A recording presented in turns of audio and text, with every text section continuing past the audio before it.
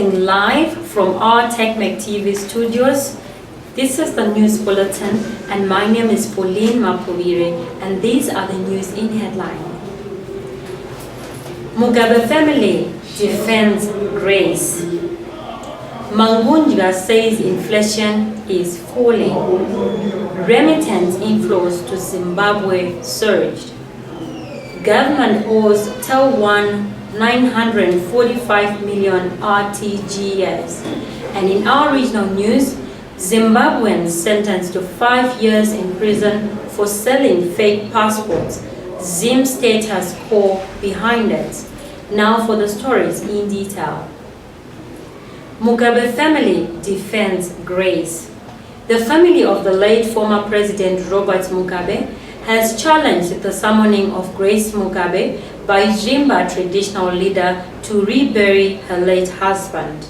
Speaking to the media, the family spokesperson and nephew, Leo Mugabe, said it was improper to summon Grace since she is not part of Mugabe family, but rather an in-law.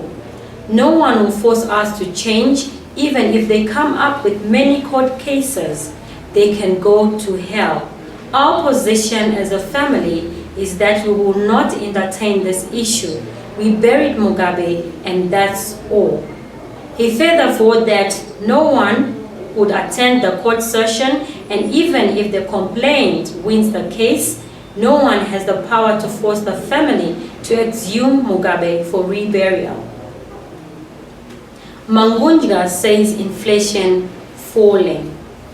Zimbabwe's year-on-year inflation is 147.91% as of May 5, significantly lower than the 191% pertaining early in April, according to Zimstat.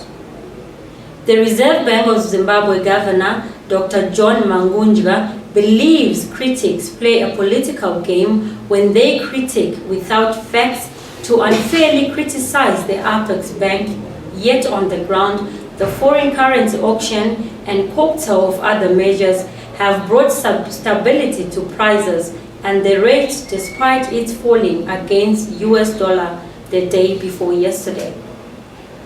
Remittance inflow to Zimbabwe surged. Cross-border remittances into Zimbabwe surged to $1 billion in 2020 due to COVID-19 restrictions, which forced migrants to use formal channels, Economist Intelligence Unit has revealed. This surge in remittances occurred despite the steep decline in economic activity, according to a report by the Economist Intelligence Unit. This increase applies to the surge of the mobility restrictions that were imposed in response to the spread of the COVID-19 pandemic.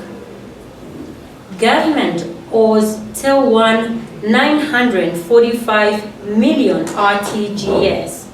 The Zimbabwean government is reportedly owing telecommunications company Taiwan nearly 1 billion RTGS of unpaid bills, which have constrained its operations and cash flows. The telecoms company is currently expanding its network coverage while fighting with the government over unpaid bills. According to the company's first quarter report, Taiwan's unpaid bills total 4.3 million United States dollars, of which the government owes 2.6 billion United States dollars, just over 60% of the sum.